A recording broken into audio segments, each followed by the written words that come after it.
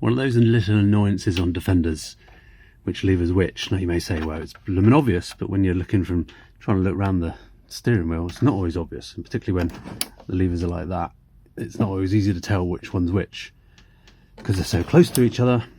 Enter this little product, which I completely love stuff like this, and these were sent to me by Jeremy in Canada, who makes these. He 3D prints them and sells them on his website, the link below. But he's helped me out on LR Workshop, and he's been a big supporter over the years, so I'm happy to do a video about these because I think they're pretty cool. A lot of the time, you're trying to do this, it's dark, you don't know which one's which, and it's particularly obviously in the winter when you're going to be using this one more often.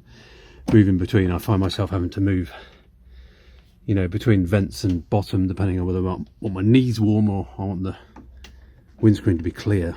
So I'm always sort of adjusting and playing with these all the time, and you need to get it just right. Anyway, I don't want to pull the wrong one, particularly on my right hand drive Defender, because this actually pushes.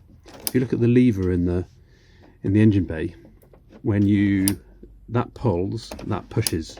So when you put it to hot, you're actually pushing a cable to push a lever. And it's a bit rusty on mine, so if I accidentally put the wrong one on, I can then pull the lever off and then put it back, it just bunches up the cable and pushes it. So it's kind of critical that I actually use the right lever, otherwise I will have to stop the vehicle, put the bonnet up and fix the lever before I can get hot air again. Anyway, let's fit this. Just a little screw. It's an M3 screw.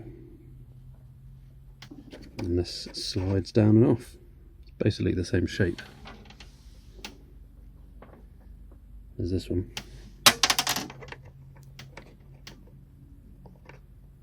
That slides on.